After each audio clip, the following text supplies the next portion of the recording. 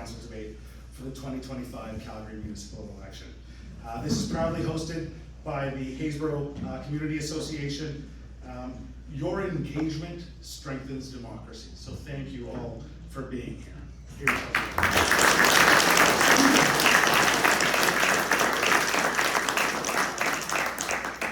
I am Don Shapiro.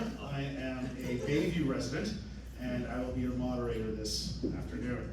I'm thrilled to be here with you today, this Sunday, September 28th, as we dive into the issues shaping the future of our incredible ward. This event is being live streamed as well on the Haysboro Community Association's Facebook Live page, so thank you all for joining us online. Ward 11 in Calgary's dynamic Southwest is a tapestry of thriving communities. From the family-friendly streets of Acadia and Fairview to the established charm of Haysboro and Kingsland, the welcoming vibes of Braeside and Oakridge, and beyond to all the neighborhoods that make up this wonderful ward.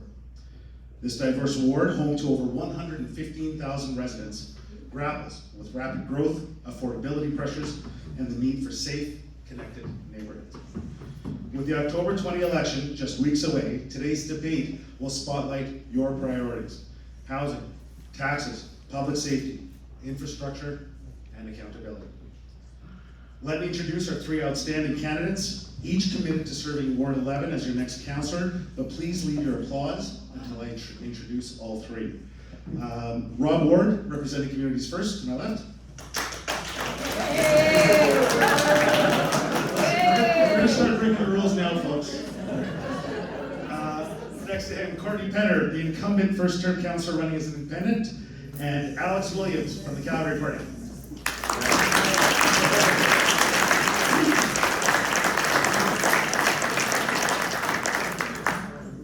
Thank you all for joining us both here and online. This 90-minute debate is designed to give each candidate equal time to share their vision and respond to your concerns. We are going to explore 5 key sections: housing and development, taxes and fiscal responsibility, public safety and crime, infrastructure and core services, and accountability and engagement. Each includes 2 to 4 targeted questions with 2 to 3 minutes per response, except there will also be a couple of rapid-fire 45-second questions. After each section, we'll open the floor for a 3 to 4 minute debate where candidates can engage each other's idea, keeping it lively and focused on Ward 11. We'll conclude with a closing round of commitments, followed by a meet and greet with candidates right here at the community center. To ensure a productive conversation, here are the ground rules. 1, candidates, please keep your answers concise, relevant to Ward 11, and evidence-based and solutions-focused. I'll signal 30 seconds remaining for your time, and I will gently interrupt if time runs over. Open debates are for building on ideas, not for personal attacks, and I will redirect as needed to stay on track. And to our audience, your respectful and civil participation is vital. Civil discourse is the cornerstone of our democracy. We expect everyone to uphold that standard. Those who act otherwise will be asked to leave, and unfortunately we'll have to pause the debate until that gets straightened out. We've pre-screened some of the Q&A questions that we received from community members for relevance and respect. Please hold applause or reactions until the end to ensure fairness. This debate belongs to you, Ward 11 voters, from debates over Glenmore Landing redevelopment to tackling rising anti-Semitism and improving fiscal responsibility. Let's hear bold, actionable plans from our candidates to guide your vote on October 20th. With that, let's kick off with our opening lightning round. Candidates, you have 1 minute to clearly and concisely present your top 3 priorities should Ward 11 choose you. We're going to start with Ms. Penner, as we arbitrarily picked a number of out of 10. Please, Kourtney, begin. Thank you so much. John, thank you for the opening. The words were really timely. One thing I want to give a shout out before I say my top 3 priorities, and part of it is because they fall into that category, as I know there's a number of first-time voters who are here in the audience with us today, and I really want to welcome them and thank them for coming out. And if you came with a family member, a parent, or a grandparent, kudos to you for extending democracy. I have 3 main priorities for Ward 11. So one of them are infrastructure with respect to parks, playgrounds and crosswalks continue to need improvement. We've made a lot of strides in this area. We need to continue to do more. It is the number one thing that I hear in my office today. The number two thing that I hear is we need to continue moving forward with housing. A lot of that, and I know we're gonna get into it, is moving forward with identified parcels of land that are very suitable for redevelopment in our neighborhoods. A lot of that is around transit, and we can continue to have that conversation. My third priority, and while we need to keep it Ward 11 specific, it does impact the entire city, and that means that we need to continue building on the big projects that we are doing. Is that my second warning? Is that my first warning? Well, it was 1 minute, so we're. That was like 1 minute. Yeah, so let's just wrap. That's a minute. Okay, I'll talk more later. Perfect, sounds good. Thank you, Kourtney. Alex, please, you're next. You have 1 minute. Hi, I'm Alex Williams, born and raised south of Glenmore Trail, so this is home. The biggest things that I've been hearing from folks on the doors are housing, infrastructure and safety, and transportation. Whether you are looking to get your first home, looking to downsize, whatever your lifestyle needs, we need to make sure that we are building the housing that Calgarians need. Whether you are walking, biking, taking transit, driving around the city, you should be able to do so with dignity, safety, and security, with the expectation that you can get to where you need to get to. And of course, infrastructure, like was mentioned, creating safe routes to schools, making sure that kids have the confidence to walk themselves to school, making sure that parents feel comfortable sending their kids to school. That was one of the biggest issues. I door knock across the street from schools, and that's one of the issues people bring up, is they don't feel comfortable letting their kid even cross one street. So I'd like to tackle those things and more. Thank you very much. And Rob.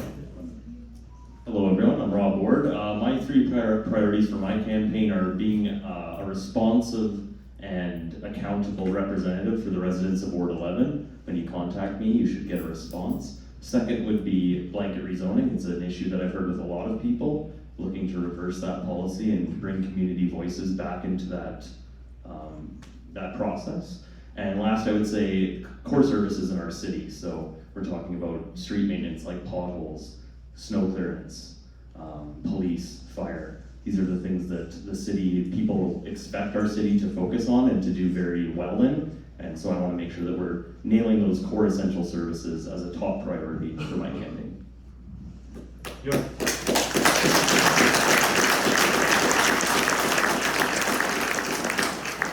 Timely. All right, perfect. Okay, so right now we're going to get into section 1 of housing and development. And this question will start again. We'll go with Alex, and then we're going to proceed through to Rob and Kourtney. You have 2.5 minutes to answer this question. How would you evaluate Calgary's blanket rezoning policy and HGO development framework? And what steps would you take to balance Ward 11's housing needs with preserving the character of neighborhoods? Yeah, this is a great question, and one I hear, of course, a lot on the doors. Making sure that we are building enough housing while also making sure that the communities we love and that we live in are adapting to the needs of the community in a way that we don't feel is happening suddenly or changing too quickly. So one of the big things that I'd like to do is tackle the issues that we're dealing with the rezoning. Those are things like garbage cans, transportation issues, having enough parking or access to the other transportation options, so when people move here from Vancouver or Toronto, they actually have, you know, a reliable transit system to get around with, as opposed to being forced to get a car, which of course we all have concerns over parking. And then, of course, creating a McLeod Trail master plan, making sure that we are building housing on properties where we have a lot more opportunity near our transit stations to take advantage of the infrastructure that we've already invested in, and at the same time relieve some of the pressure that our neighborhoods are feeling to change. So making sure that we're building housing at the same time as making the community a better place.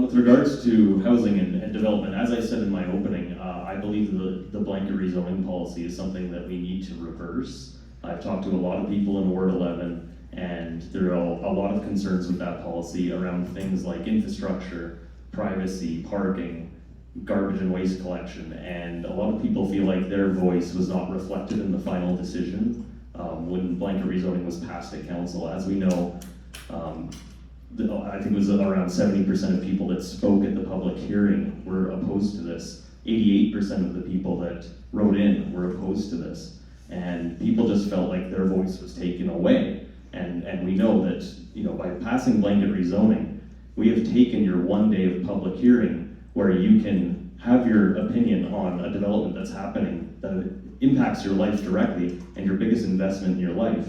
We've taken that 1 day of public hearing away, and we've said that this is going to solve problems. We've taken residents' voice away and out of the process, and I think that's wrong. And that's something that I would like to change.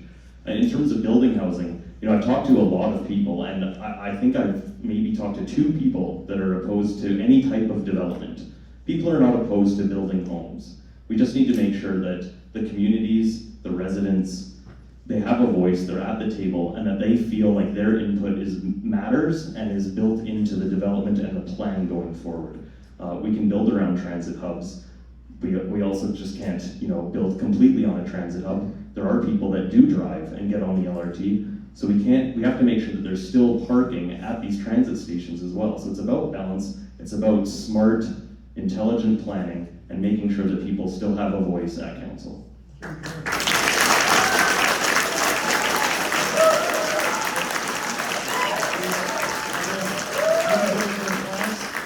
After every candidate has had an opportunity to speak. Thank you. 2.5 minutes. Yeah, thanks. So my mic is actually on. So I want to address it specifically with respect to RCG and HGO because that was what the question was about. So there are places in our city where it is working, and there are places where it is not. And there are places where it is not working for developers, and there are places where it is not working for community. And so as I walked around and I'm seeing it in the real world and the applications that are coming forward, I'm absolutely open to amendments. So let's talk about what those amendments need to be. The number one concern I hear about is parking. And so what are the parking rules that need to change? So if you have an HGO that is building on Elbow Drive and you have no street front parking, we need to change those parking minimums. We need to have a 1-to-1 parking ratio on roads like Elbow Drive, or if you're, going up next Heritage Drive. If you are a mid-block parcel, again, we can increase the parking ratio, so you have to have more parking, so you're less likely to get street parking. These are all things that we can do to amend it while still allowing for gradual density and growth. In the last 18 months, so since we approved rezoning, 23% of applications citywide have been for RCG or HGO. 77% of development permit applications have continued for semis and singles. And so when you look at the total overall number of applications that are coming before the city, it is still that balanced ratio that we were seeing before. I've also heard lots of concerns about affordability, that people are not supportive of RCG because it doesn't create affordability. We have $100,000 of extra costs on an RCG compared to a semi. That one, part of it is NMAX, that's a big issue we have to tackle. 2, a lot of it is actually application fees that are put on by the city that we need to tackle as well, so that we can also drive down the cost of housing for those applications that are RCG in those places that make sense that we hear from community, which is often corners. I also know that we consider lots that are on a main street with an alley, we consider those a corner. We need to reclassify those as mid-block. And so then as we adjust the parking ratios for mid-block, we have room. So this creates room for growth while addressing the actual issues that people are asking us to do, primarily parking, and that will also help with garbage. So we do have a follow-up in the same order. Alex, what lessons from the blanket rezoning policy's implementation would guide your approach to housing in Ward 11 in the future? Yeah, this was actually a big part of why I decided to run in the first place, was sitting in the public hearing and realizing that even though I agree with the ultimate passing of RCG, I spoke in favor of it, but seeing how the community was engaged, and when somebody on council disagreed with someone from the public, there was not that real interaction, like a real meaningful consideration of that person's points. And that's why all of my pamphlets, every single one of my postcards, has my personal cell phone number in it. I have knocked 15,000 doors, given my number to all of these people, And at the end of the day, I get home and I chat on the phone with Ward 11 residents who I've missed on the door, and who actually then we get to have a real conversation. Whether we agree on things or not, I get to broaden my perspective. And I think that's the key that we need to take from the RCG public hearing and from the passing of it, and the improvements that we need to make for it. We need to make sure that we learn those lessons and that we actually engage thoughtfully and actively with the community. All right, thank you. Well, 1.5 minutes, you want me to repeat the question? I think I got it. All right. So I think from the process, from the public hearing, I mean, one of the ultimate goals here, I believe, is to build more housing and to build it quicker. And I don't think that this blanket rezoning policy does that. We're taking away 1 day of public hearing when I believe we can knock off several weeks off of the approval process, which will get things built quicker. It will also result in lower costs for housing because developers aren't sitting on land and paying, costs on it for what we've seen up to 8 months right now. And some developers have told me after 8 months, that's adding almost $100,000 of cost, $500 a day. So we need to expedite the process. The other thing is we didn't consider everything in this approach. There is many issues that now, since we've taken people's voices away from public hearing, people don't get to express issues that they have. I've heard things about, relocating utility lines. So NMAX needs 10 feet of clearance on either side of a utility line, and now we're building larger developments that encroach onto that. Guess who pays for that, folks? It's not the developer, it's you.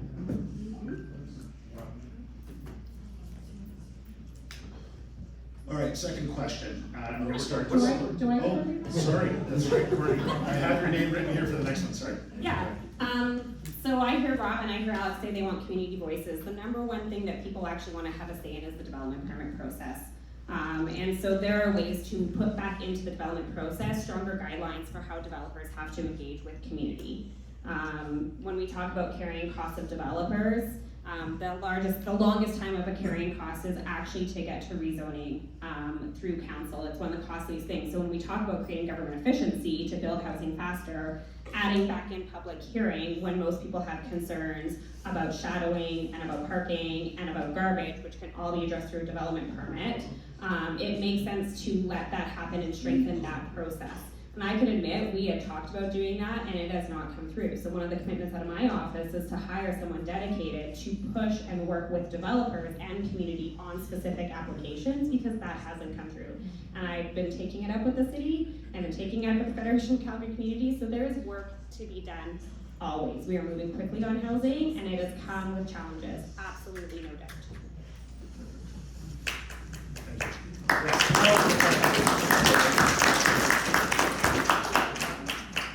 So now we're going to start with Rob for question 2. With rising rents and home prices in Ward 11, what specific strategies or zoning adjustments would you propose to improve housing affordability while ensuring infrastructure like schools, roads, and water systems can support growth?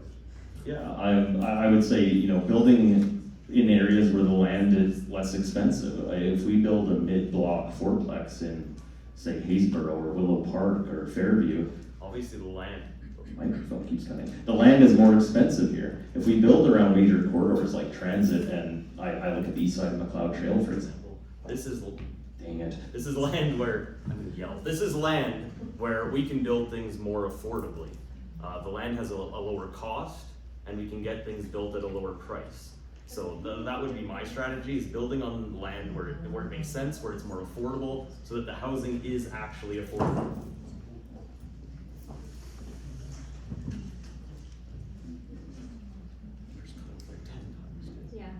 We have a little bit of a tech issue. Is there anybody that can just come take a look at the mics? Maybe we'll continue with the questions.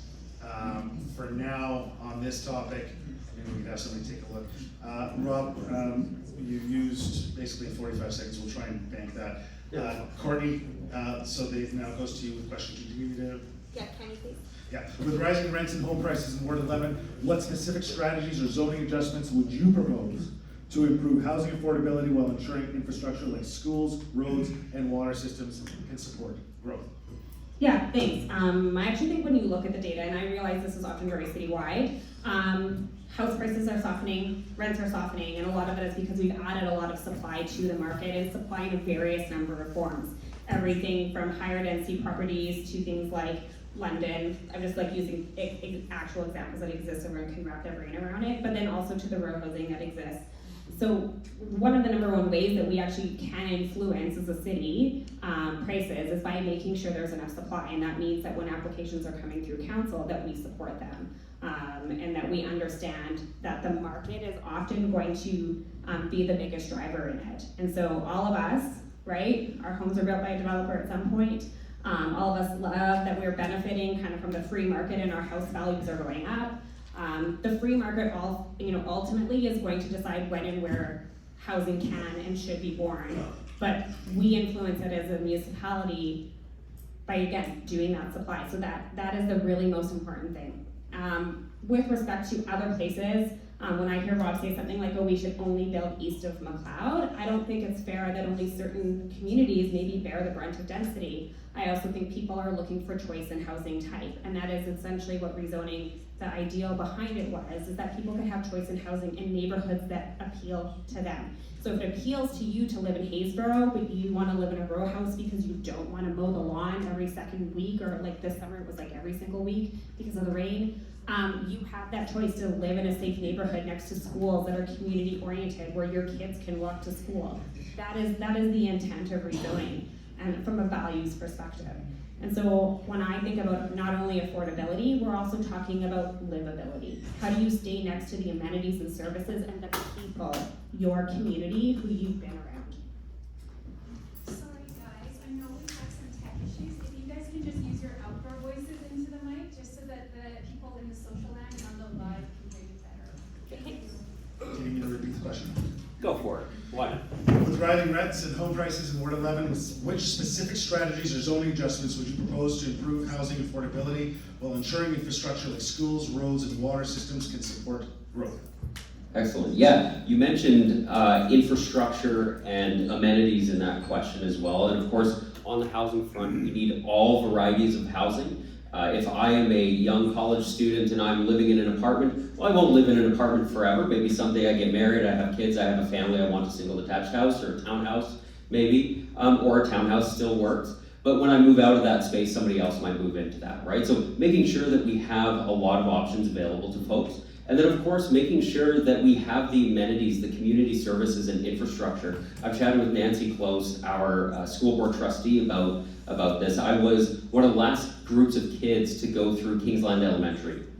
I remember when that school closed down and I had to get bused to a different school after that. And so making sure that as we plan our communities and as we plan for growth in our communities and change in our communities, that we're aware and that we're on top of the things that we need to provide for people. That's why in places like McLeod Trail, I'd like to create a master plan, not just hoping that, piecemeal, piece by piece, things will work out, but actually being intentional about what we're building and coming to the table to making sure that the people who come to call those areas home and these communities home in the future have what they need to enjoy and be proud of the area, just like we have been.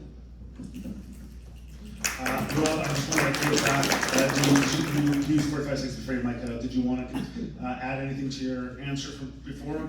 Yeah, I guess I'll just clarify that when I talk about McLeod Trail on the east side, I'm not saying communities east of McLeod Trail. I'm talking about like McLeod Trail between, say, Heritage and Glenmore, a very underutilized area. There was plans to build a lot of housing in that area at one time, and it has not come to fruition. So I think that area is very underused, and it's somewhere where we could build proper, actual, affordable housing.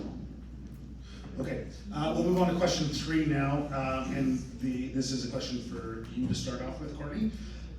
Many Ward 11 residents expressed concern about insufficient engagement on the Glenmore Landing redevelopment's scope.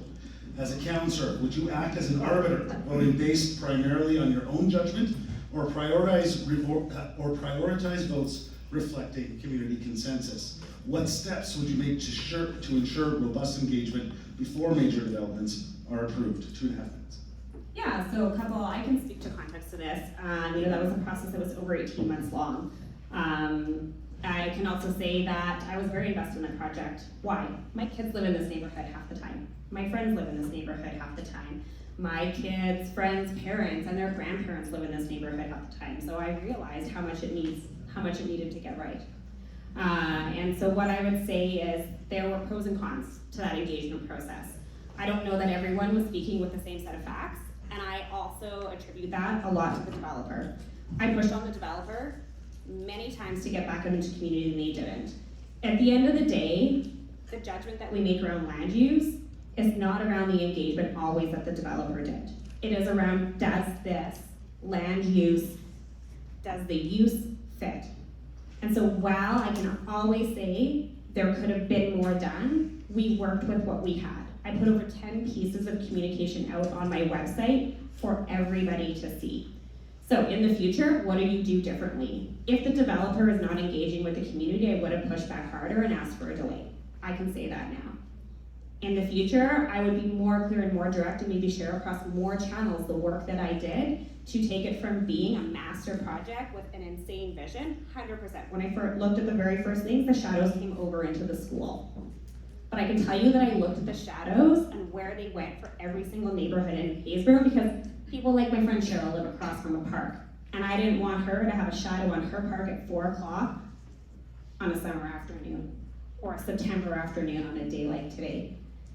So, do we all agree with how it turned out? I don't know. What I can say is, I'm gonna move forward. That application isn't before us anymore, and I will only continue to evaluate and work with the projects that come with us, or come before us, in the future. So you can take lessons learned and apply them there, but we're not debating it anymore. Thank you. All right, Alex, again, did you want to read the question? Sure. Many Ward 11 residents expressed concerns about insufficient engagement on the Glenmore Landing development scope. As a councillor, would you act as an arbiter, voting based primarily on your own judgment, or prioritize votes reflecting community consensus? What steps would you make to ensure robust engagement before major developments are implemented? Yeah, so a lot of our engagement process depends on people coming out and showing up. Just like everybody here in this room has today, just like the people tuning in on Facebook Live have today. But a lot of people don't. A lot of people don't know how, a lot of people aren't able to, and that's why as a city councillor, I'll continue door knocking. That's where you find people, that's where you actually engage in those deep, in-depth conversations that need to be had on projects like this. Like has been said already, most people that I've talked to agree that something could be on Glenmore Landing, that there could be some changes there, that there could be housing there. And now nothing's happening because of course we didn't do the engagement, and I say we like I was involved in the project, but it wasn't engaged properly and it didn't ultimately come to a compromise, right? That's why I want to hear from people, that's why making sure that I'm accessible and available to hear from people, to make sure that we're having those conversations ongoing, and then also that I'm reaching out to people, like I said, doing the door knocking, doing the footwork, to have those conversations on the doors with the people who aren't necessarily going to or able to spend the time to come to City Council and give me what for. Thank you. Rob, 2.5. I decided I should stand up. I'm sorry. I broke my ankle about 3 weeks ago, so I'm so used to sitting, but I'm going to stand for this one. Glenmore Landing, I think as a politician, the communities in Palliser, Bayview, Plum Hill, Haysboro, there was a lot of legwork from the community that went into that. My understanding is there was door knocking by the community to all the residents, and they got plenty of feedback from residents. And my understanding is 90% of people were opposed to that development. As a politician, that is a gift. The people of the community have done all the work for you and presented you with the facts. So when I know that something has 90% opposition to it, I would not vote in favor of that. I would look to engage the community, see if we can reach a compromise. Again, lots of people in this area are not opposed to development. Could we build something above retail at Glenmore Landing to get some more housing in the ward? Absolutely. The proposal that was before us was very, I think, ridiculous in scope. Adding thousands of trips in that area with only one exit to go north or south on 14th Street is really poor planning. So to answer the question bluntly, when the community is willing to do the legwork for you and gives you 90% opposition to something, you should vote against it.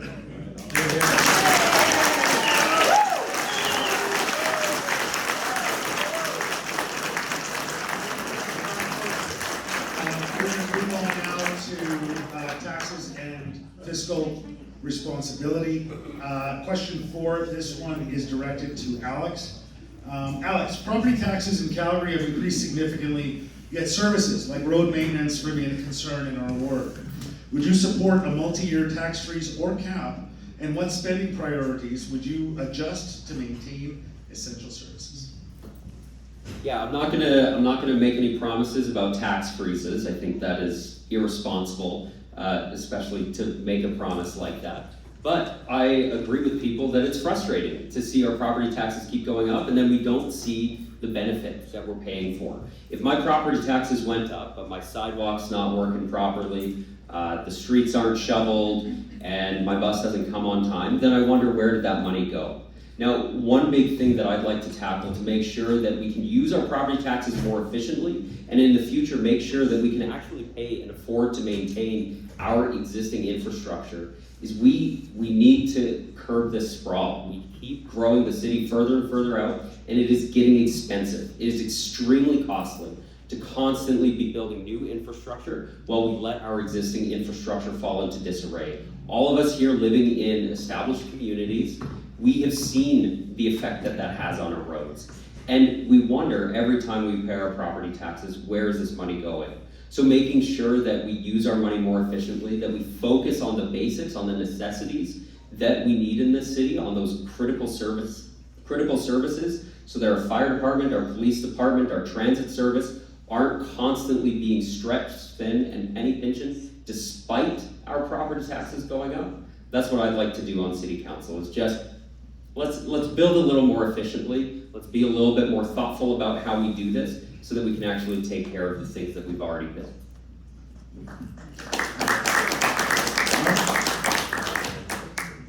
Property taxes in Calgary have increased significantly, yet services like road maintenance remain a concern. Number 11. Would you support a multi-year tax freeze or cap? And what spending priorities would you adjust to maintain those essential services? Yeah, I would love to see a tax freeze at a minimum. I don't know about you in this room, but my property tax bill has gone up 42% in 4 years. I've talked to a lot of seniors in the area, and they say, you know, their fixed income doesn't go up. It's getting harder and harder for them to pay their property tax bill every year. They're almost getting property taxed out of their home. So what would I like to see change is, well, we have a climate emergency that was called that nobody campaigned on. There's hundreds of millions of dollars going towards that. It's, you know, there's the $87 billion number. That's not a true number of costs, but there is actual hundreds of millions of dollars going to this climate emergency with no true measured outcome. I would say we can look to defund the climate emergency. We can still build climate resilient infrastructure to make sure that our city is resilient to the weather that we do get in the city. We do get hailstorms, we do get heavy rain, we do get snow. So let's build the infrastructure to make sure that it withstands the weather that we receive. So we can save a lot of money by defunding the climate emergency and putting that money towards infrastructure services. I would also say at budget time, there was over $170 million worth of savings in amendments that were brought forth to council at budget, and every single one of them was voted down. $170 million, when you do the math on the budget, about every $24 million is 1% on your property tax bill. So at $170 million, your property taxes should have been frozen this year. Also, we know that the calculation wasn't done correct and we had a surplus in property tax income this year. So there are changes that can be made that will at least get us very close to a property tax freeze, if not lowering taxes, and you won't see a reduction in services. So that is my opinion.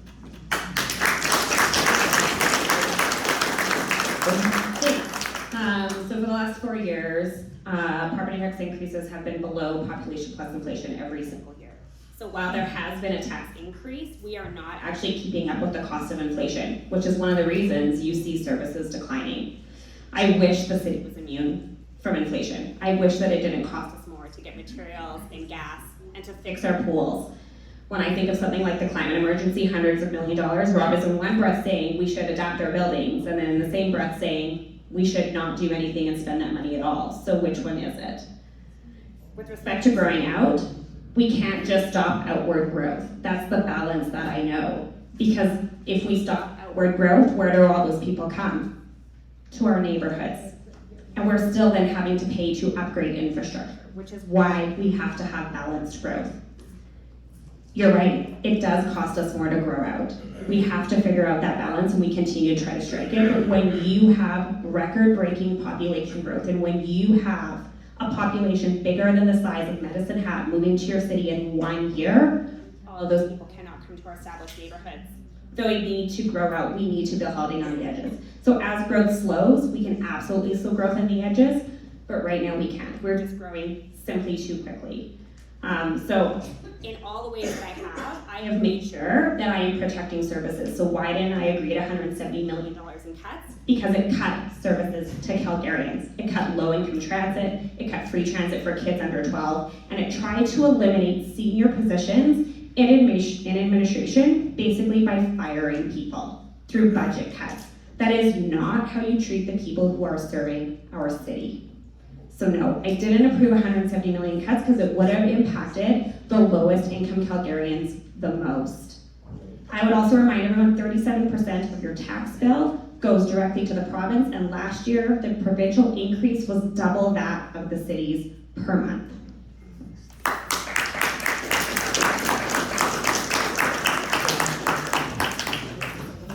Rob, first one's to you now. With Calgary's $2.8 billion deficit affecting budgets, how would you prioritize investments in Ward 11, such as parks, roads, and others, while keeping taxes affordable for families? Well, I think it goes back to kind of what we were just talking about. You know, even going back to this climate emergency, we have hired, I think it's multiple employees in every single department of the city of Calgary. You know, we don't need to declare a climate emergency to know that our buildings need to upgrade their air conditioning. That's what facility operations managers are for. We don't need climate specified people to tell us this. That is a simple facility operations job. So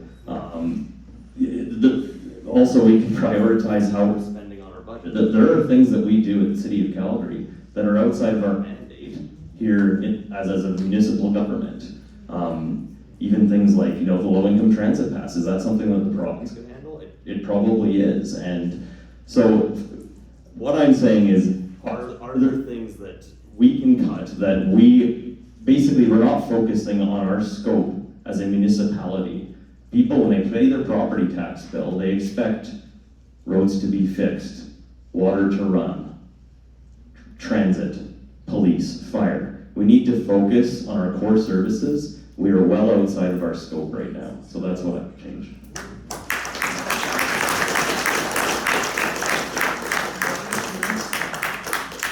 So 2 minutes, Courtney. Thanks. So yes, we have had surpluses. Those surpluses are not tax dollars. They're a very, very small percentage of those are tax dollars. A lot of it has been how our investment income. And so when we have surpluses, we return a portion of that to our savings account, our fiscal stability reserve. That fiscal stability reserve gains money every single year, and we use that money to either offset taxes or to do capital projects. So when we have had a surplus, that $8 billion debt that we have, that's what we're investing in. We're investing in roads to go back into neighborhoods. We are upgrading our pools. We are building new rec centers. So we are reinvesting that money back into Calgarians. To say that the province will take care of the low-income transit pass is an absolute lie. We've been asking for years for them to do it. They haven't indexed a single dollar. And the only money that they did give us, $1.6 million specifically for seniors, is because I put forward that advocacy. And I lobby the province to get that additional funding. Thank you. All right.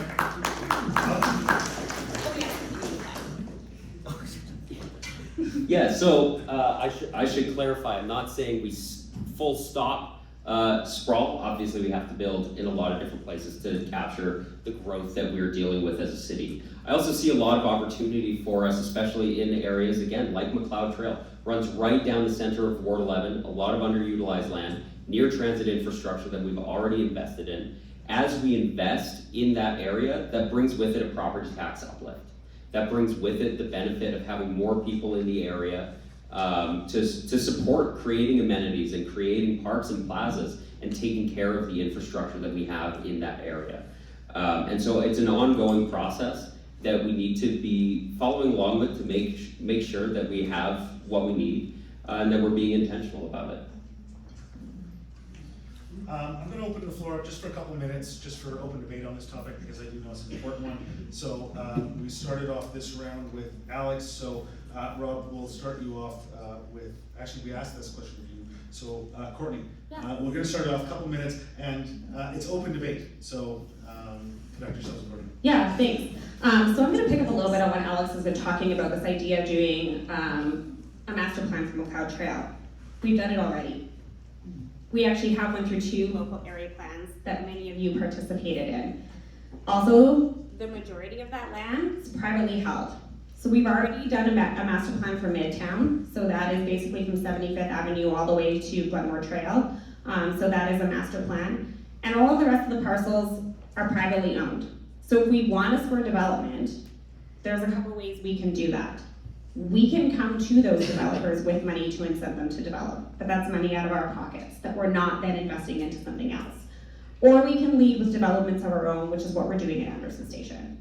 So I love your idea, Alex, except that we've done it already. And so when those developers are ready and when the market is ready, it will come.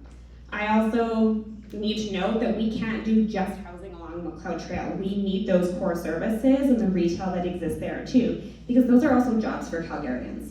And a lot of those jobs and businesses are thriving. Think about Rona, think about Krispy Kreme now and Chick-fil-A. Those are thriving businesses. And where those businesses are starting to go on the decline, places like Ranchmans, those business owners will eventually convert that land. But they also only have so much capital, and they also need to see what the market conditions are. So I'm fully supportive of building up and around our transit stations. Where we can do it and lead as a city, Anderson is the perfect example that we have kicked off and we have started, but we are going to need to continue to invest in. It's going to take more dollars to do that. We're going to have to get behind that, because that will also start to drive private investment along the rest of the McLeod Trail too. Yeah, it seems like every time you leave one thing out of your conversation, out of your answer, that it means that doesn't exist. Obviously, we need retail and amenities along McLeod Trail. But we can also have housing. I'm talking about housing specifically because it's not currently there, right? Not in the capacity that we're looking to do, right? All of these places, all of these businesses can continue to exist and can continue to thrive, especially with the addition of more patrons in the area, more Calgarians in the area. I also see a lot of opportunity to go deeper than what the LAP has, which is mostly just some height and some massing connections, but to actually collaborate and work with those private property owners, to discuss with them what are the needs in the area, what are you looking at doing potentially in the future, and spurring on that conversation rather than just hoping that it happens at some point piecemeal, one thing at a time. I think it's great that we're finally starting something on Anderson Station. There have been projects that have been written out and shelved over the years. The city continuously comes up with great ideas, and city council continuously fails to support these projects and actually get them started. Green Line is a great example of that. That's something that's been talked about since the 80s. And so actually making sure that we're proactively working to get these projects done and that we're approaching people with the potential in the area and presenting a vision. All right, thank you. Rob? I guess I would just say, as I said, when we came to budget time, we had a surplus of over $200 million, and the decision could have been to return that to the taxpayer. That decision was not made. As I said, we've talked to people, and they're tapped out. The taxes, they keep going up. We've overtaxed, and now we're already talking about another tax increase come November of 5.4%, I believe it is. Your taxes are going to go up again if we continue with the same attitude at council. I would also say, sorry, what was it? What was it talk about? What were we talking about? This is an open debate. Oh, there's open debate, okay. There's no question to answer. Yeah, when it comes to building, like, I want to be very clear. I'm not saying that we can only build on McLeod Trail or only build at along LRT stations. When you go and you actually talk to people, different communities have different thoughts and different needs. So when I talk to residents in Windsor Park, they are a bit more open to development than, say, Bel Air, for example. I think, thinking that we're going to get density built in Bel Air is a bit of a pipe dream, and it's a community that was built the way it was, and that's fine. I would love to live in Bel Air. Unfortunately, I can't afford it, and that's okay. So yeah, if we engage residents properly, we can create really strong plans and create certainty for both the communities and the developers so that we can get housing built quicker and more affordably and not make everybody angry. Perfect. Thank you. So that's the end of section 2. Section 3, public safety and crime. Alex, we're going to start with you. You have 2 minutes for each of these questions. Ward 11 residents value safety in public transit, green spaces, and neighborhoods amid citywide challenges like homelessness. As well, Ward 11 is home to a very vibrant Jewish community. Yet Calgary has seen a disturbing increase in anti-Semitic incidents, including vandalism, graffiti, and threats near local synagogues and schools. What specific steps would you take as a councillor to not only enhance the safety of Jewish residents, but all residents in Ward 11? Yeah, thank you for this question. Obviously, every Calgarian should feel safe and comfortable and confident walking around their own neighborhood. This is our home, this is our city. And I think it's important that we get a council that is actually engaging on that. One of the biggest things, starting with the transit safety portion of the question, a couple years ago, after hearing people complain about transit, about all the problems that we were facing with transit safety, reliability, etc., I decided to sell my car. I sold my car a couple years ago, and I've been reliant on transit for getting around this city for the past couple of years. I think we need somebody on city council who's actually experiencing what people in the city are experiencing or what they're not experiencing because they're too nervous to take transit. And so making sure that we bring that perspective, that voice to council, and then actually acting on it and making our transit system safe, comfortable, reliable, and usable for folks. As far as further into our community, addressing crime, making sure that our police response time is fast enough to actually get there. Not just after the incident happened to file a report, but to actually show up and actually do something about this. This means making sure that our services are properly funded so that when somebody needs you there, that they can be there.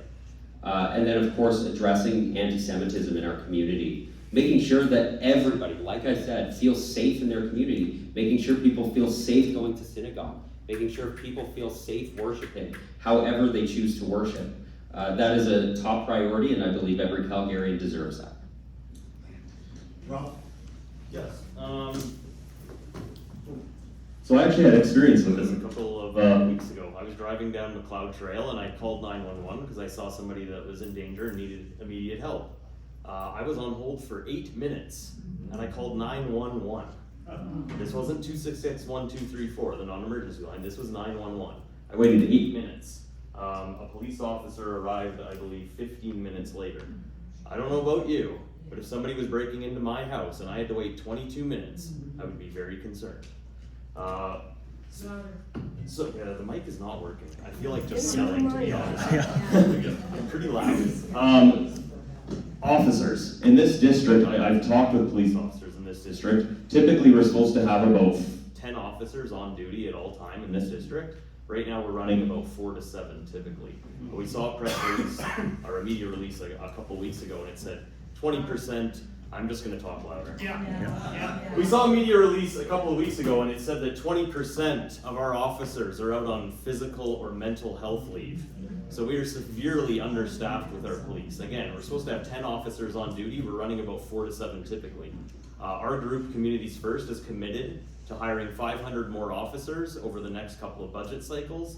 It's needed, it's completely possible, and it's badly needed if you want to ensure our communities are safe. Lastly, on the Jewish community, I've been to a few events with the Jewish community at the synagogue. I was absolutely shocked when I arrived at the place of worship and there were police guarding the front door. This should not happen in this city. I was really disturbed by that. I also went to the Walk for Israel, We had a mobile police command station and private security that looked like they were in the military. This is how these people feel in our community right now, and it's wrong. I will stand up for the Jewish community, and I will make sure that they feel safe in Calgary, in Ward 11, and throughout our entire city. They should not have to fear going to worship. Here, here.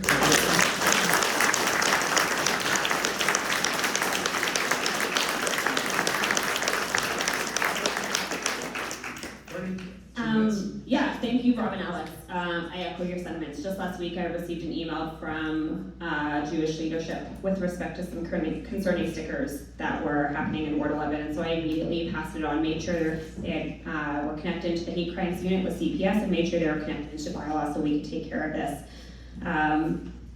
It is happening to the Jewish community here, it is happening to other minority or marginalized communities across our city, and we need to continue to have robust conversations about what it means to have welcoming, inclusive, and safe neighborhoods. And so in all the ways the Jewish community has reached out for support, I have offered it and I have given it, and in all the ways when I have seen incidents when they come forward, I have stood up and I've spoken out against it. With respect to transit safety, and with respect to CPS, when we talk about trying to lower taxes, we also need to recognize that safety is one of our #1 tax expenses. And so we need to also make sure that if we're gonna hire a whole bunch of officers, or if we're gonna increase transit, bylaw officers, peace officers, we have to have the budget that goes with it, and that budget is often taxes. And so we just need to be honest about it. So am I supportive of having more police officers? Absolutely. I put out a blog post about why we have police officers off. When you have police officers off on mental health, what that tells me is something is not right in their working conditions. Most CPS officers work alone right now. They do not work with a partner. Imagine the strain doing that job and not having someone to talk to, to have coffee with, to go to calls with. So we need to reform policing in a way that we are actually supporting our police officers so that our police officers can help the people in our neighborhoods. That is really critical and paramount. And I would love to hire 500 police officers, but frankly, we don't even have that number of applications. So I'd also like to hear, how are we going to recruit these people? Where are we going to get them from? Where are they going to live in our neighborhoods? These are all also part of the solution to having better safety. Thank you.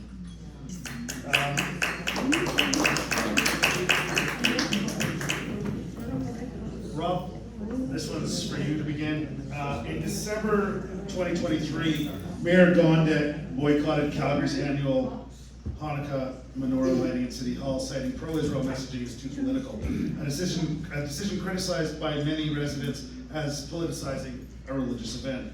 How did you respond to this event, and what steps would you take to support Ward 11 and all religious communities in moments like these? Yeah, we'll try the mic again. Yeah, when I heard about this, I was rather disgusted by it, to be quite honest. The Jewish community has gone through a lot. I'm sorry. The Jewish community has gone through a lot, and we've seen it. We've seen it in the news, we've seen it in our streets. I've heard stories of, Jewish people simply walking down the street in their neighborhood and having things thrown at them from passing cars. This is wrong. When our mayor made the choice not to go to the menorah lighting, it sent a message to the rest of our city that disrespect towards Jews is okay. That is what she said. And there was lies that she said about, I think it was something about war bonds. These bonds have existed for decades. They are not about war bonds, they're about education bonds for Jewish children so that they can go to university. So I thought it was actually quite disgustingly offensive. There was never a proper apology, and our city council was quite frankly silent about it, and I think that's wrong. So I stand with the Jewish community, and I will always stand up for them.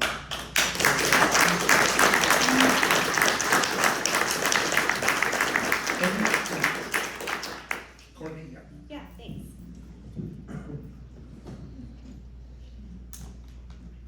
This is a difficult one.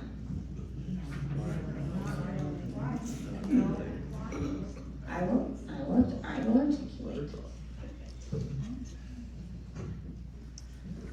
It's difficult for many of the reasons that Rob actually said, because I do think it was a symbolic act. So the not showing up and the symbol that it sent to the rest of Calgarians about how we care and support communities. at one of the most important times of year. At the same time, every individual in council can act as they wish, and there has to be a degree of allowance for that. So I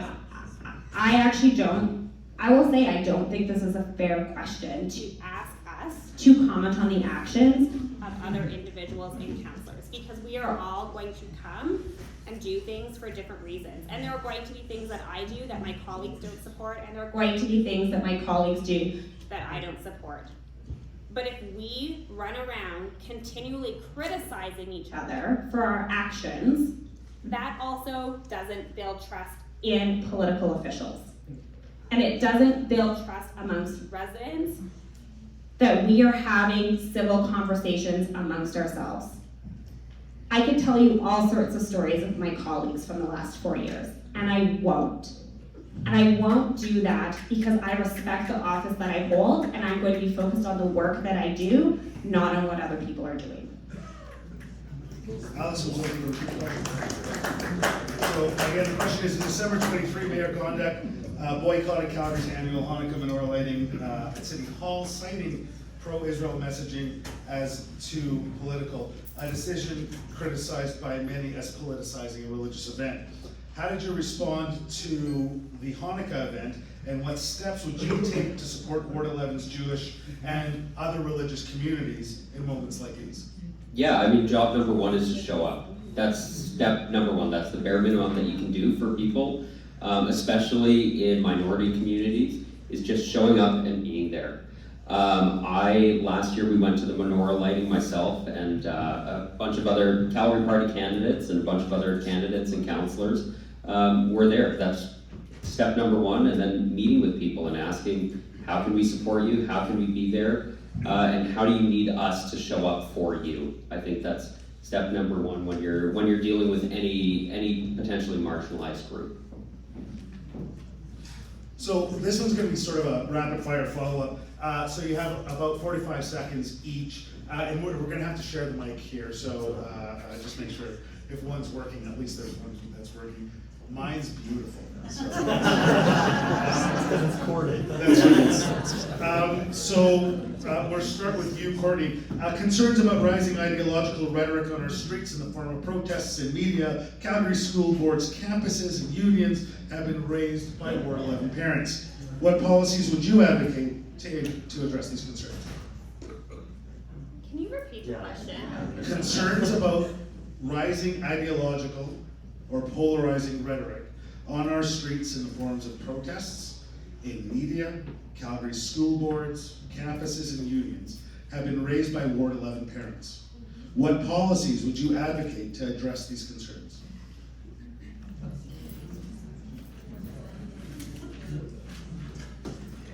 So I'm trying to wrap my head around this because of the jurisdictional challenges that exist here. I'm Nancy, our school board trustee, is kind of like, so with respect to schools and campuses, I can't inflict a policy there. What I can do is support good policy when I see it and share it out and say, this is a policy that I support.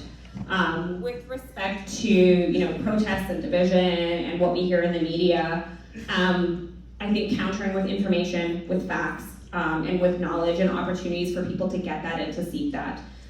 So in all the ways over the last 4 years, if you will notice, the majority of the social media that we have put out is where people can go get information about subjects. It's not about my personal opinion. Oh yeah, sorry, 45 seconds. Great. Information. Perfect. Is the answer. Alex? Yeah, I think the answer is engaging with community. As I've been door knocking, the biggest thing that I've realized is that people want to have a roof over their head, they want food on the table, and they want to have pleasant company around them. And so I think making sure that we create those community spaces where people, regardless of where they're coming from, regardless of their perspectives, that they can come together and realize that we're all not so different. I've had great conversations on the doors with people who disagree with me on absolutely everything and tell me they will not vote for me. And I think that's okay. That's great. That's part of this process. That's part of what we're doing this for. And so making sure that I continue to knock doors, continue to have conversations, and make this a great place for all of us. and we're gonna share the mic right now, so Rob, 45 seconds to you. Yeah, I think, is it not gonna work for me? Am I just too loud? Is that the problem? Yeah, I think that, you know, kind of like what Kourtney said, we have to be very careful about what boundary we're stepping into. Again, this is a municipality, we're not here to pass laws. We can pass bylaws, but not laws.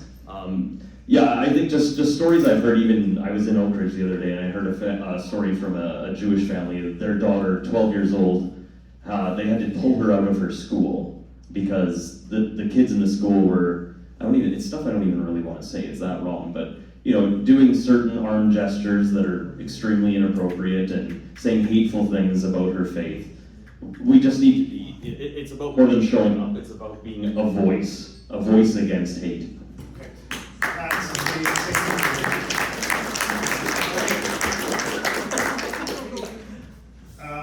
We started with Kourtney, so Alex, we're going to start with you on infrastructure and core services, the 10th question. After 2 summers of water restrictions in Calgary's major water main break, how would you prioritize infrastructure upgrades in our ward? What is your plan to address road repairs and traffic management in the growing neighborhoods? 2 minutes. Yeah, we've got to be a lot more proactive. We can't wait for things to fall apart before we act and do something about it. We have to be thinking, all right, these are aging neighborhoods. My house was built in the 60s. What is it going to need? What does it need, and how do we do that? And then also, how do we coordinate those infrastructure upgrades? Making sure that we're thinking ahead for the future so that we're not tearing up the same road multiple times again and again and again. So actually putting some thought into this process and making sure that we're planning for the future and being considerate. As our neighborhoods are changing, what do we need? How are those changes going to impact us? And how can we prepare for the future so that we can actually continue to call it home and not deal with ripped up roads every day? Thank you. Rob, 2 minutes to you. You can go one more time, please. Yeah. After 2 summers of water restrictions in Calgary's major water main break, how would you prioritize infrastructure upgrades in Ward 11? What is your plan to address road repairs and traffic management in growing neighborhoods? Yeah, so I actually spoke with somebody in water services of the city of Calgary the other day, an engineer, and the solution to the water main break is to have a contingency plan by twinning the pipe. Obviously not very cheap, but it's something that needs to happen. We can't go another summer without proper water service and having to, not water our gardens or, not shower for days on end. Nobody enjoyed that. I don't think anybody in this room enjoyed that, so we would like to avoid that. In terms of the road infrastructure, I've told this story on my social media, I believe. I have a friend who has a business in Marda Loop, and he has lost 89% of his revenue due to the repeated ripping up of the sidewalks and the roads. So there needs to be accountability for that. Whoever is managing these projects, I'm sorry, you're not doing a very good job. We need to find somebody that can get this right the first time. So yeah, and in terms of traffic flow and stuff like that, making sure that we're not, ripping up good road to put in things like bike lanes. I'm not opposed to bike lanes, but let's put them where they make sense. We need traffic to flow. We have pinch points in our communities in Ward 11. Let's keep traffic flowing. Let's make sure that our roads aren't crowded. We know that a crowded road is a dangerous road. When children run between cars, when the whole street is just lined with cars, that's dangerous. So let's make sure that we make ample space, ample traffic flow for safety for everybody. Thank you. Kourtney, same question, do you need to repeat it? Yeah, I'm gonna check you on that. Actually, a crowded street with cars is a safer street for kids because it naturally slows traffic down. A wider, more open road is actually more dangerous. That is, you can look it up, that is the stats and data. Folks, please. Folks, we're going to keep this settled, right? Let her come. Thank you. Kourtney, please. Thank you, Rob.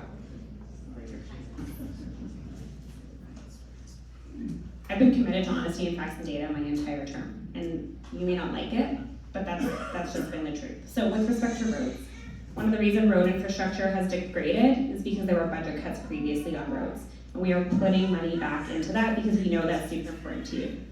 I like the dim lights, super good. With respect to things like water infrastructure, we typically very proactively upgrade water main infrastructure. When we think about things like twinning the pipe, That's the $1 million in climate spending that we are talking about. So the work that we need to do does cost us money, and we need to reckon with that. And so we actually do have a $1 billion water services program with respect to water infrastructure alone. I can tell you in June of this year, before it started raining, we probably were going to be in water restrictions the entire summer because we had no rain. And then it started raining, and now we've all had to mow our lawns, and it is almost October, and we are still mowing our lawns. And so these are the mitigating factors that we have to put in, because that also means that we are having to manage the reservoir in a whole new way continuously. So with respect to infrastructure, we do need to continue to upgrade in it. The other biggest place that we need to continue to upgrade infrastructure is our recreation facilities. We know that you love our recreation, so we're going to keep doing that. Thank you. Okay, question 11, transit reliability is important for Ward 11 commuters. What measures would you support to enhance transit, and how do you assess the value and benefit of investments like the BRT for the ward's future? Rob, 2 minutes. Just talking with residents, I mean, the biggest thing with transit that I'm hearing is safety. A lot of people don't feel safe taking transit. We've seen in the media lately a lot of assault on operators. And while ideas like the free transit pass for children under 12 is great in practice, in reality it has created issues for operators with Calgary Transit. I've heard from a few operators where, you know, a man will come onto their bus who looks like me and claim that he's 12 years old. And I know it happens.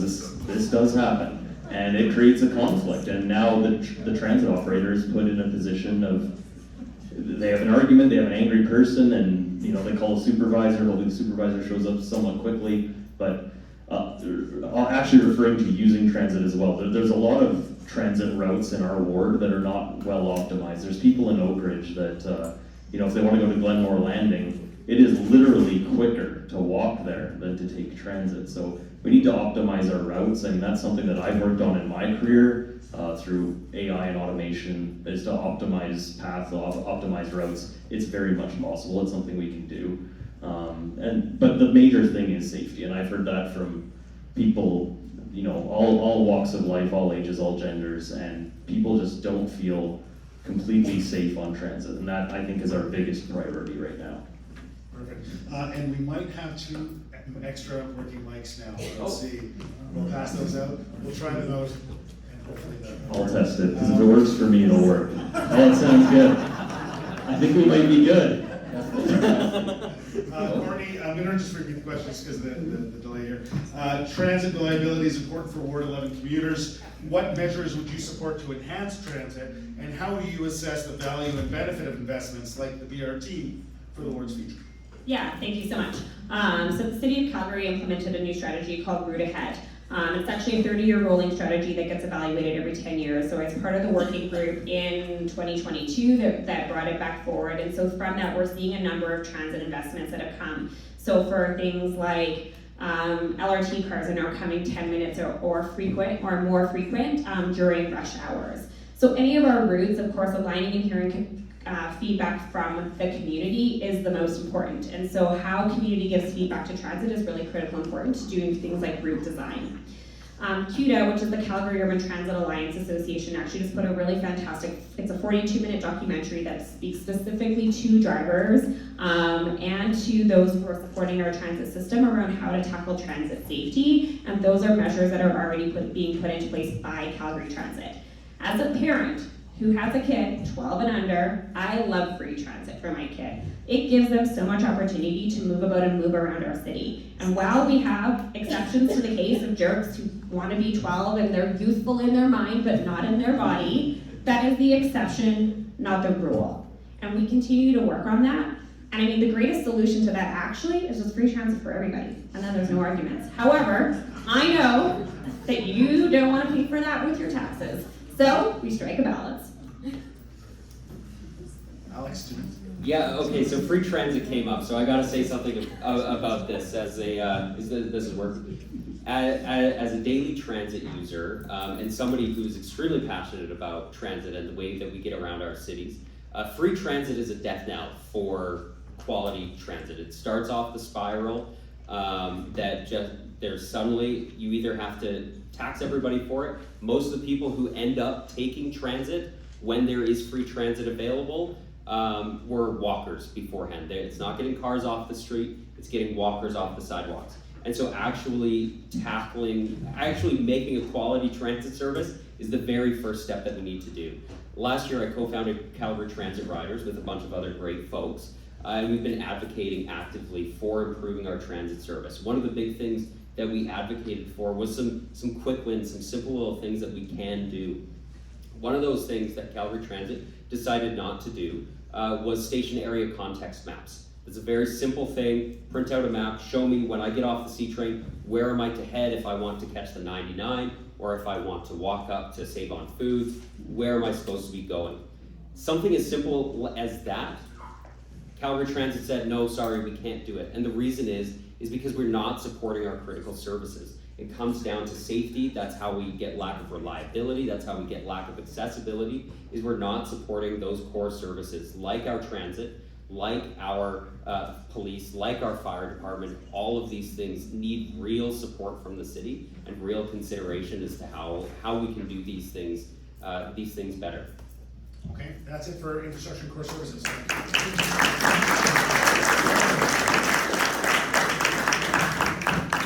On to accountability and engagement. Kourtney, this question will be for you, 2 minutes to answer. With the rise of the municipal party systems and political action committee influence in Calgary, how will you ensure accountability and transparency with Ward 11 constituents? And would you commit today to publicly disclosing your donor list before Election Day to demonstrate transparency? Yeah, thanks.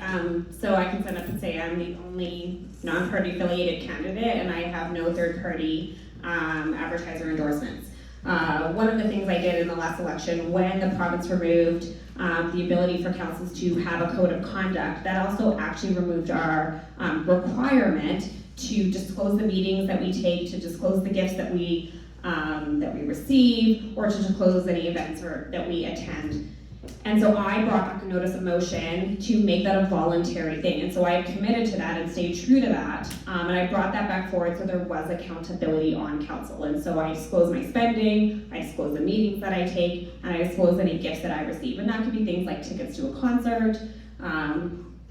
Lots of these things happen. And all councillors receive them. I've committed to disclosing my donation list before Election Day. The only reason I haven't updated is we've simply just been on the doors, like 9 to 9 every day, and just running really lean and getting out and talking to people. But it will be disclosed before Election Day, and in all the ways that I can continue forward and continue to keep accountability and talking about that. Absolutely, well, happy to. I think it's really, really, really critical. Thank you. Alex? Yeah, I'm also happy to disclose my donations list. It's not a very long list, so it won't be hard for me. If anybody wants to add to it.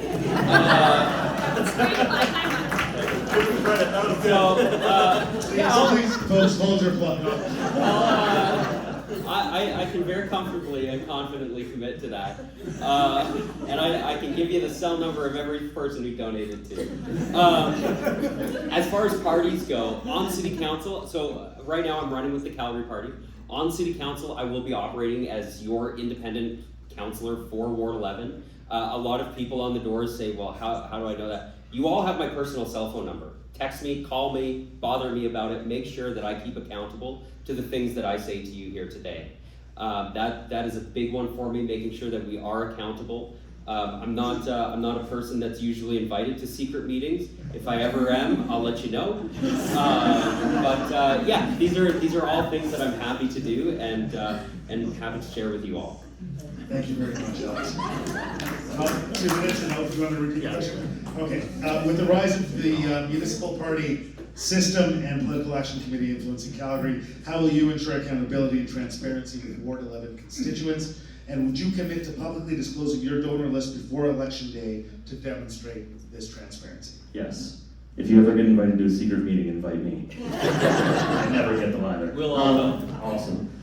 Yeah, about the party. So basically, last election I talked about how I was very independent, not affiliated with any political parties or anything like that.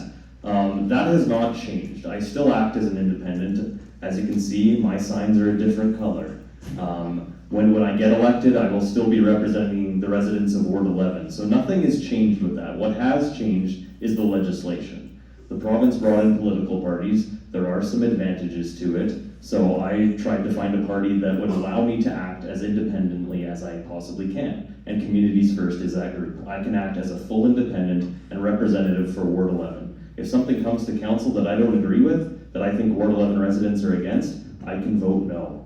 I have full authority to do so. So what makes us a party is one overall guiding principle that you should represent your constituents, your communities first. That's why it's called Communities First. And then we have basically a to-do list or guiding principles that tell us how we're going to act on council. So things like focusing on core services, getting along with all levels of government, repealing blanket rezoning. We're being very transparent with what you can expect from me by giving you a list of exactly what we're going to do. So when we get in, you're not going to get surprised by a climate emergency on day one. You know what we're doing on day one. We're repealing blanket rezoning. It's right there for you to read. No surprise.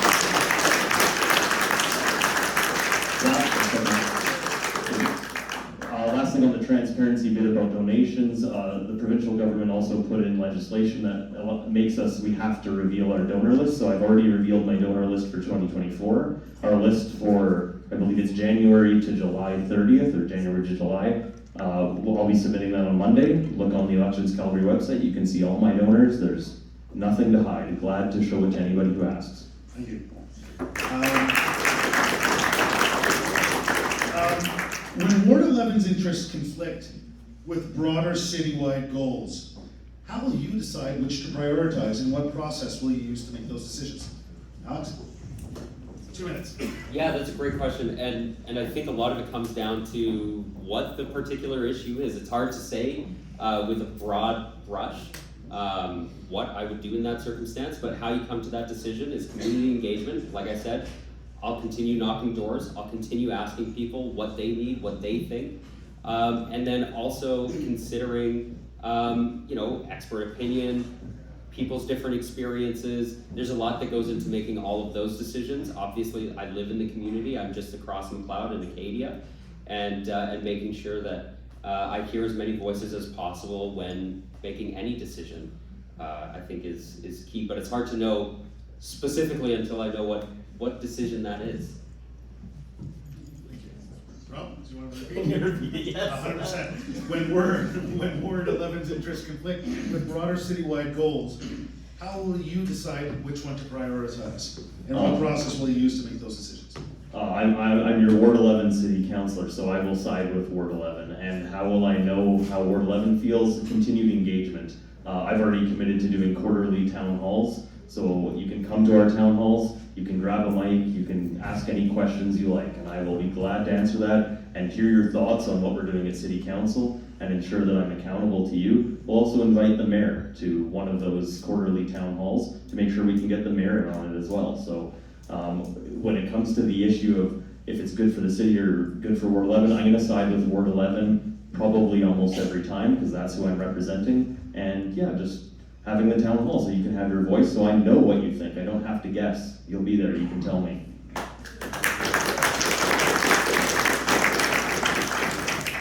Repeat the question? No, I'm good. All right, perfect. Ready? 2 minutes. When you swear an oath to be a city councillor, you swear that oath to the city. That being said, every ward is different and every ward has different needs. And so in all the ways I've already done, anytime something comes forward with budget or an opportunity like Anderson Station redevelopment, I have fought tooth and nail to get those investments back into Ward 11, and I would continue to do so.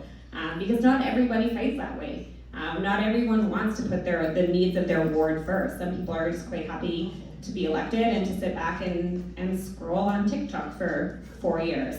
Seen it happen. So that being said, I will continue to advance the priorities of Ward 11, and we continue to advance the priorities of Ward 11. Crosswalk safety, upgrading playgrounds, bringing in affordable housing. These are all things that we have done for Ward 11. The Haddon Roads Depot is getting an upgrade because I've heard from many people that it's needed an upgrade, so we are getting an upgrade there.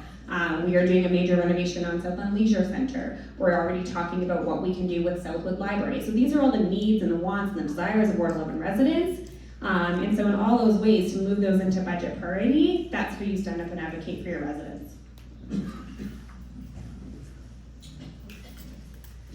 Charitable giving is a key part of Ward 11's community spirit. What organizations do you personally support through donations or volunteering, and how does that reflect your priorities for our ward? Rob?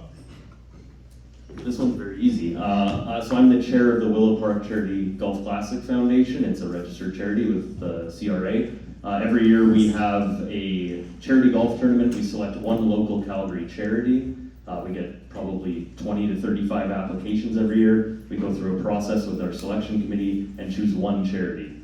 This year we were really proud to raise $650,000 for Calgary Meals on Wheels. Next year our beneficiary charity will be Northern Star Mothers Milk Bank. They have basically mothers donate life-saving milk to infants in need, so it's a really great cause. Being the chair of that organization this last year was my service to the community, because it was a lot of effort, it was a lot of work, and unfortunately, day 2 of our tournament got rained out, but we still were able to raise the $650,000.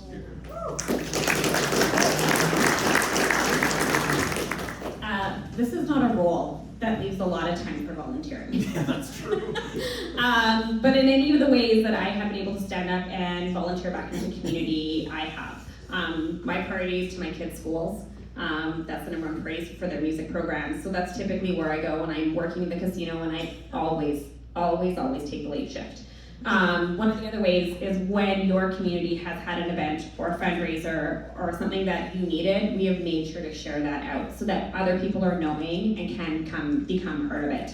I do personally donate and give to the Library Foundation. I think literacy is really key and critical, and so the Library Foundation, the program that I donate to, it gives money so that children can have first books. So for our low-income Calgarians, so those children can have books at home.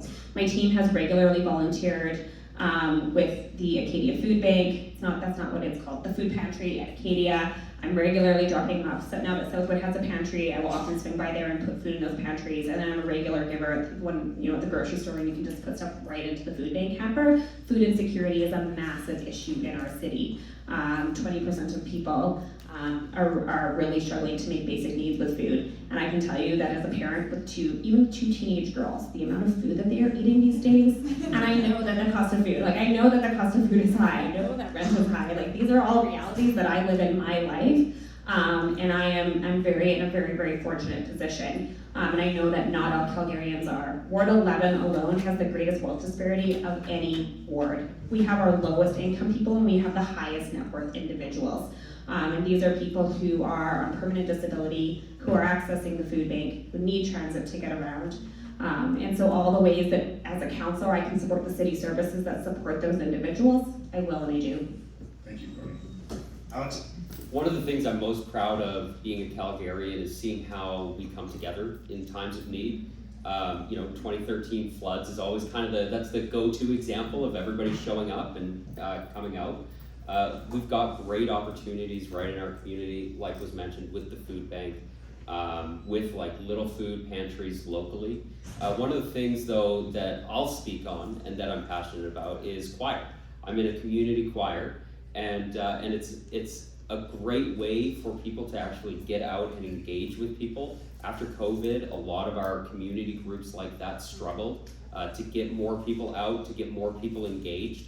And so that's one thing that I care about and that I'm very passionate about supporting, is being on that board and showing up every week and meeting people in my community, people with different perspectives, but we all love to sing. And so, supporting more community opportunities like that is something that I'd like to do on City Council. Thank you. Okay, folks. We're ready for our last question. I don't know how time has flown for you, but it certainly has flown for me, and I think for all of us. You have 2 minutes apiece. This is your last question. Kourtney, we're going to start with you. This is a really tough one. Why should Ward 11 voters choose Thank you so much. There's been lots of ideas put forward from all three of us today. What I bring is the practical, real knowledge of what it means to run a city, because we've been doing it for the last 4 years. It hasn't been easy. We've absolutely struggled with challenges. We have come out of a pandemic. We have had record population growth. We've had high rates of inflation. And there are things we need to do in our city. Things like transit safety, things like continuing to upgrade our roads. But I know the realities of it. But I also know the realities of your life and the financial pressures that you're facing. And so we need to strike a balance to move that forward. I get to hit the ground running on October 28th, 9th, whatever day after the swearing in is. And I have the relationships and the know-how to get it done right away. I don't have to get to know anybody. I know all the players in the game already. And so when you come to me on October 30th and you tell me about a crosswalk that needs upgrading, I immediately get it into the queue because I know how to do it. And so while we have 3 weeks of training before we go into budget, I'm also the person most intimately familiar with budget. And so how things need to change, how the process of bringing a notice of motion goes forward. Consensus with 115,000 people, as you talked about, is not the goal, but progress is. Moving our city forward is. Recognizing that we are a city on our way to 2 million people is the goal. And we need people who are ready to tackle those big challenges with the expertise and the knowledge, and I have that. Perfect, thank you. 2 minutes, Alex. Why should Ward 11 voters choose you? I've lived in the city my whole life. I will live in the city till I draw my last breath. And that's why I'm getting involved now. That's why I'm getting involved young. While I can make sure that I have the energy to show up for 60 to 80 hours every week, to take the phone calls, to show up on your doorstep, to ask you questions to what you need, and make sure that we create a more productive city council than this last one has been. To make sure that we can work together as a team on city council, with all 15 seats, working together to make Calgary a great place for everybody. I'm available to chat after this. We'll be handing out postcards that have my personal cell number on it, the number that I got when I was 15 and there was a cute girl I wanted to text. That's the same number you'll be dialing. And I appreciate you taking the time and managing the time so well. We're like right there, so Yeah. nailed it. It's been fun. Rob, 2 minutes. Am I on? No, I'm not. First of all, I'd like to thank everybody for coming out and Don moderating, and obviously Kourtney and Alex. I thought this was very good. It was very respectful, and I respect you both for keeping it that way. Thank you. I guess for me, this election isn't really about me. It's about you. And I want to be your representative to make sure that you have a voice at City Hall and that your concerns are represented at City Hall. I simply represent your voice. When we look at what we want to accomplish, reversing blanket rezoning, making sure that we have a budget that is transparent, that is understood well. I would like to bring back a budget committee to make sure there's proper oversight over our budget. We need to focus on our core services to make sure that the things that you expect to be taken care of with your tax dollars are taken care of. We've spoken a lot about safety here today. I've mentioned hiring 500 more police officers. We've done it before, we can do it again. We looked around the world to hire police officers. We can find them with a proper recruitment campaign. I've done it for companies that I've worked with. Truly this is about making sure that Ward 11 has a voice, that your concerns are represented, and that I'm accountable to you. You will always get a response. We're going to hold town halls where you can come, have your voice heard, have your questions answered, and I will always be there for you to make sure that your voice is represented at City Hall for Ward 11. Thank you, Kourtney Penner, Rob Ward, and Alex Williams for sharing your thoughtful visions and plans for Ward 11 today. A round of applause.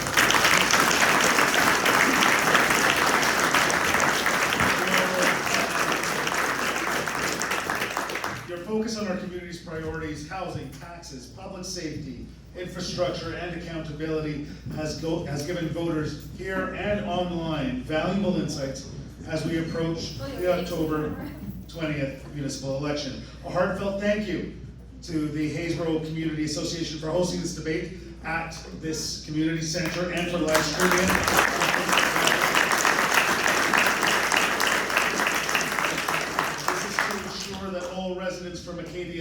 Park can engage with these critical issues. Your participation, whether in person or watching online, strengthens our democracy. And today's civil discourse reflects the best of Ward 11's vibrant communities. Please join us now for a meet and greet with the candidates right here at Community Center to continue the conversation. Bring your questions about whatever. There are more questions that are written right here. Can I ask you a question? In just one second. There's a lot of questions that were written here at the outset. What we're gonna do is we're gonna collate these and email them to the candidates. Everything we did not get to, they have the opportunity to answer, and we'll post those answers. Ward 11 voters, your voice shapes our future. Make it heard on October 20th. Thank you all for being here. Another round of applause, and then that's